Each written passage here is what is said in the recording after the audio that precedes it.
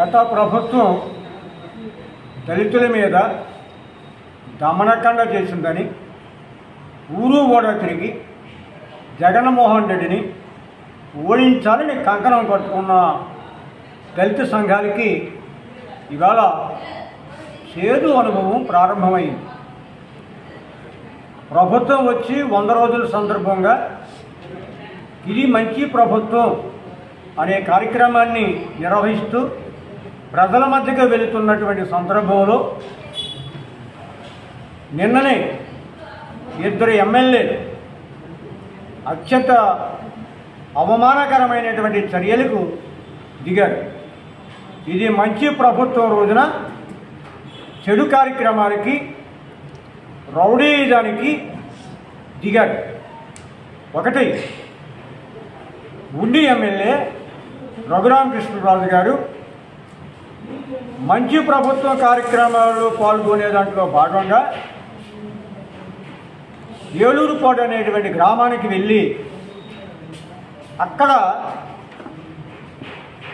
ఒక సెంటర్లో ఉన్నటువంటి అంబేద్కర్ విగ్రహాన్ని దౌర్జన్యపూరితంగా అక్కడ ఉన్నటువంటి యువకుల్ని రెచ్చగొట్టి ఈయన ఫ్లెక్సీ తొలగించి వారి చేత నినాదాలు ఇప్పించి అంబేద్కర్ని అవమానించేటువంటి కార్యక్రమానికి ఒడిగట్టాడు.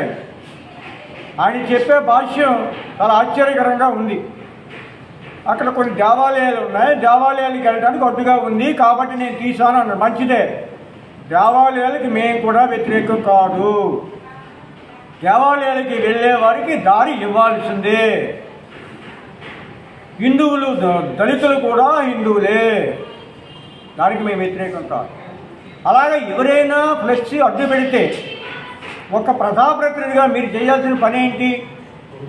ఎమ్మెల్యేలకు ఫోన్ చేసి ఎస్ఐకి ఫోన్ చేసి ఫ్లెక్సీ అడ్డు ఉంది, ప్రజలకు ఆటంకంగా ఉంది, దాన్ని తొలగించిందంటే చట్టబద్ధంగా వాళ్ళే పెట్టిన వాళ్ళని తీసి వాళ్ళు ఒప్పుకోకపోతే ఒక అధికార ఉత్తర్వుల ద్వారా ప్రభుత్వ యంత్రాంగమే తొలగించేది కదా. ప్రభుత్వం చేయాల్సిన పని, అధికారులు చేయాల్సిన పని మీరు ఎందుకు చేశారు అంటే మీకు అంబేద్కర్ పట్ల దళితుల పట్ల ఉన్నటువంటి ఏహభావం మీకు అది గుర్తు చేయాలి. తిరువూరు ఎమ్మెల్యే కొలకపూడి శ్రీనివాసరావు గారు అక్రమంగా కట్టిన ఇల్లుని కూల్చడానికి బుల్డోజర్ తీసుకెళ్తే చంద్రబాబు గారు వార్నింగ్ ఇచ్చారు. ఎమ్మెల్యే గారు ఇలాంటి పనులు చేయడానికి అధికారులు ఉన్నారు, మీరు వెళ్ళొద్దు అని చెప్పి. అదే వార్నింగ్ ఈయన కూడా పనిచేయదా? మరి ఎందుకు ఈ దుందుడుకు పనిచేశాడు? కాబట్టి ఇది ఖచ్చితంగా అంబేద్కర్ని అవమానించేటువంటి చర్య. దళితుల మనోభావాలు, రాజ్యాంగ పరిరక్షణ మనోభావాలు దెబ్బతినే చర్య. కాబట్టి మేము తెలుగుదేశం పార్టీ రాష్ట్ర అధ్యక్షులు పల్లా శ్రీనివాసరావు గారికి, ప్రభుత్వ అధినేత రాష్ట్ర ముఖ్యమంత్రి నారా చంద్రబాబు నాయుడు గారికి మీ ద్వారా చేసే విజ్ఞప్తి, రఘురామకృష్ణరాజుని వెంటనే సస్పెండ్ చేయమని. కోనేరు ఆదిమూలం ఎమ్మెల్యేని సస్పెండ్ చేశారు కదా తమరు, ఒక ఆడపిల్ల మీద కేసు ఉందని. ఇది కూడా అలాంటిదే.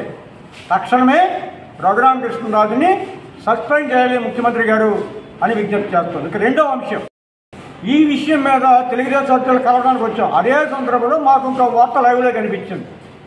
Kakinada rural MLA, Janasena MLA Pantho Nanaji గారు రంగరాయ మెడికల్ కాలేజీలో మెడికల్ కాలేజీ సిబ్బంది ఏర్పాటు చేసుకున్నటువంటి ప్లే గ్రౌండ్లో బయట వాళ్ళు వచ్చి వీళ్ళకి ఇబ్బందికరంగా కలిగిస్తున్నారు చెప్పి గత నెల రోజులుగా వారు నచ్చజెప్తున్నారు. మీరు రాకండి నాయన, ఇది ప్రత్యేకించి డాక్టర్లు ఏర్పాటు చేసుకున్నటువంటి ఆట కోర్టు అని చెప్పి వాళ్ళు వినకుండా రోజు తగాదా పెట్టుకుంటూ, నిన్న కూడా తగాదా పెట్టుకొని వీళ్ళు వెళ్ళి పంతో నానాజీ ఎమ్మెల్యే దగ్గరికి పోయి, కాకినాడ రూరల్ ఎమ్మెల్యే జనసేన వాడి దగ్గరికి పోయి, అయ్యా అక్కడ ఆ డాక్టరు మిమ్మల్ని నానా మాటలు అన్నాడు, తిట్టాడు అని చెప్పి రెచ్చగొట్టి వాడిని తీసుకొచ్చి ఉసుగొలిపి అక్కడ అడగడానికి వచ్చినటువంటి డాక్టర్ల మీద దాడికి సిద్ధపడ్డారు.